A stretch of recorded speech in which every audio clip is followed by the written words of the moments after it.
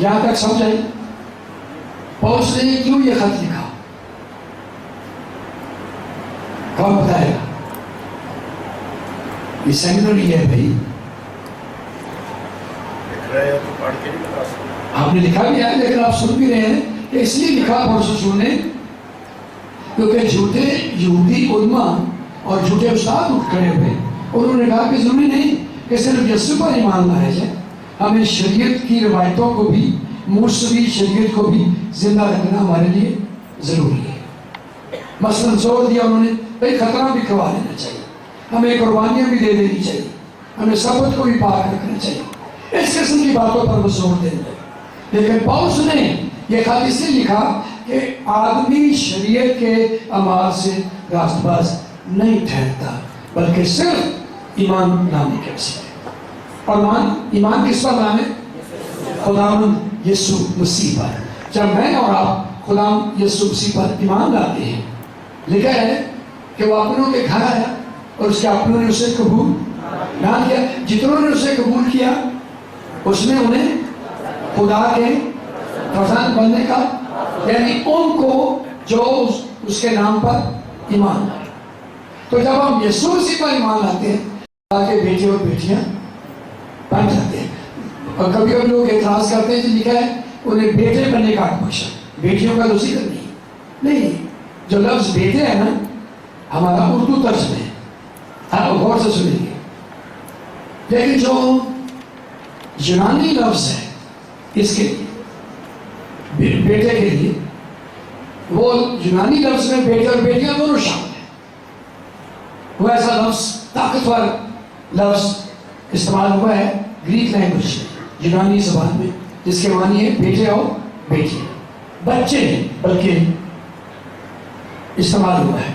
ٹیکنون یونانی لفظ ہے ٹیکنون، TEKNON،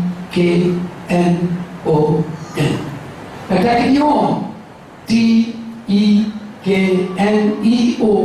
ٹیکنیون گریک ورڈ، یونانی لفظ جس کے معنی ہے بچے، اور بچے میں بیٹیاں بھی ہیں اور بیٹے بھی۔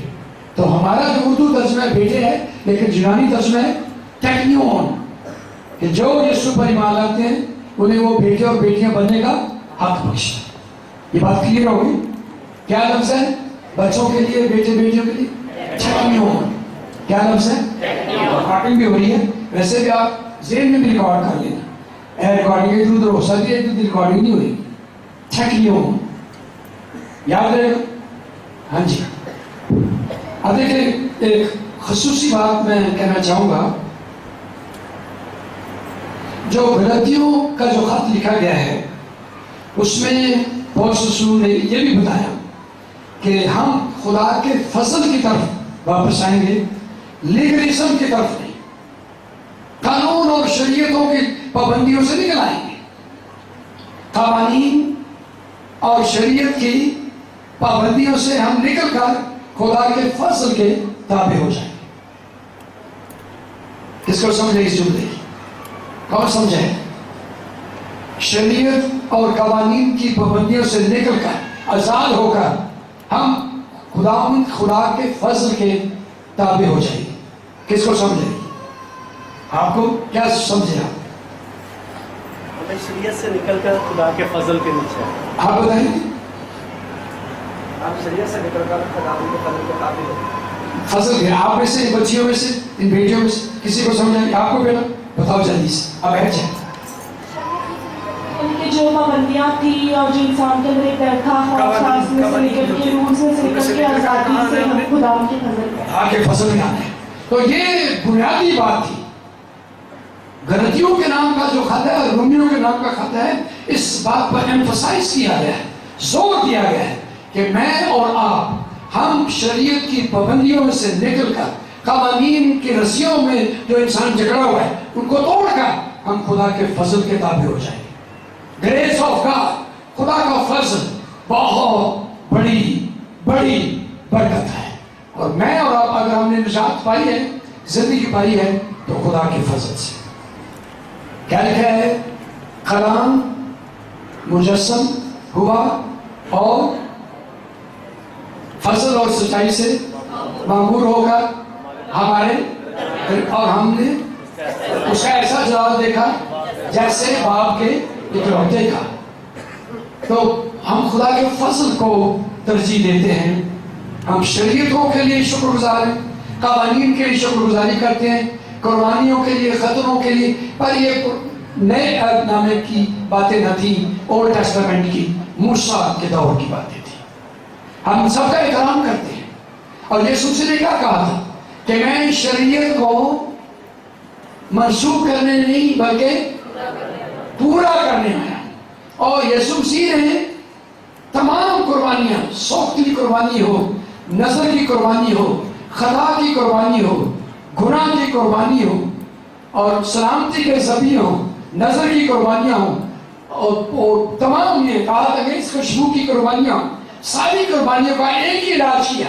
उसने अपने बदन को शरीर पर कुर्बान करके हमेशा के लिए तमाम कुर्बानियों को अपने लहू में समेट लिया है। सारी कुर्बानियां। अब हमें बैलों बकरों मेढ़ों के लहू को बहाने की जरूरत हरगिज़ नहीं है, क्योंकि बैलों बकरों मेढ़ों का लहू गुनाह तो ढांपता था, गुनाह माफ नहीं कर सकता था। हम उसके जानवरों के खून की बेकदरी नहीं करते, हम उसका भी एहतराम करते। क्यों? जब लोग मिस्र से निकले थे तो कैसे निकले थे कि तुम बर्रों का खून लेकर दरवाजों की चौकियों पर लगाना और यूं बनी इस्राएल कौम सलामती से निकल जाएंगे। हम बर्रे के खून के लिए, जिसको देखकर मौत का फरिश्ता मलकुल मौत घबरा गया, डर गया, दूर चला गया। लेकिन आज हमें उस अफसल कामिल कुर्बानी की तरफ आना है, और वो खुदा का फजल है। सलीब पर क्या हुआ था? सलीब पर इंसाफ हुआ। इंसाफ क्या था कि गुनाहगार के लिए कोई शख्स कुर्बान हो जाए। तो यीशु मसीह ने इंसाफ किया, अपने आप को कुर्बान कर दिया। कलवरी पर इंसाफ उतरा, और कलवरी पर खुदा का फजल उतरा।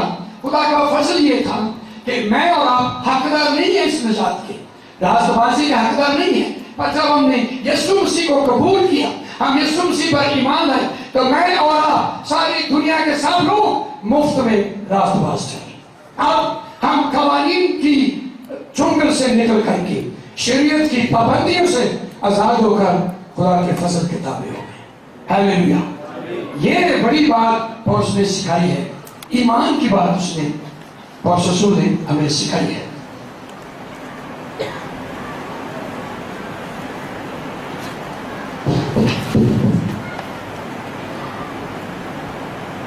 ये पंखा कर बंद हो जाए, ये मेरा काला वाला बटन, काला वाला बटन, काला ये वाला इससे बस बस शुक्रिया। इस खत में पौलुस रसूल, आप जानते हैं कि रसूलों के बाद में 9वें बाब में, रसूलों के बाद 9वें बाब में पौलुस रसूल कलीसिया को खत्म करना चाहता है, और वहाँ लिखा है रसूल के बाद 9वें बाब में पूरी दास्तान बयान की है किस तरह वो घोड़ों पर बैठकर कलीसिया को खत्म करने के लिए जा रहा था। कहाँ जा रहा था? दमिश्क को जा रहा। और दमिश्क कौन सा इलाका है? शाम का इलाका है।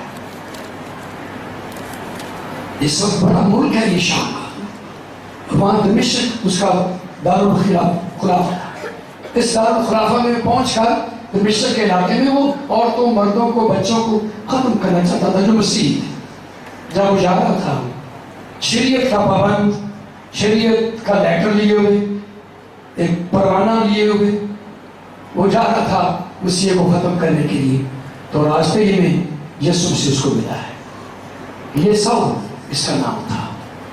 साउल जब घोड़े पर था, साथियों को लेकर जा रहा था। आप सबने सुना, समझा, पढ़ा, आप जानते हैं। कहानी लंबी नहीं मैं करना चाहता, लेकिन शॉर्टकट फिर से रिपीट करते हैं। जब वो घोड़े पर जा रहा था तो यीशु उसको मिला, और वो घोड़े से नीचे गिर गया और अंधा हो गया। कुछ साथियों ने आवाज़ सुनी, कुछ साथियों ने आवाज़ नहीं सुनी। जो आगे थे आवाज़ सुन सके, जो बहुत पीछे थे वो आवाज़ नहीं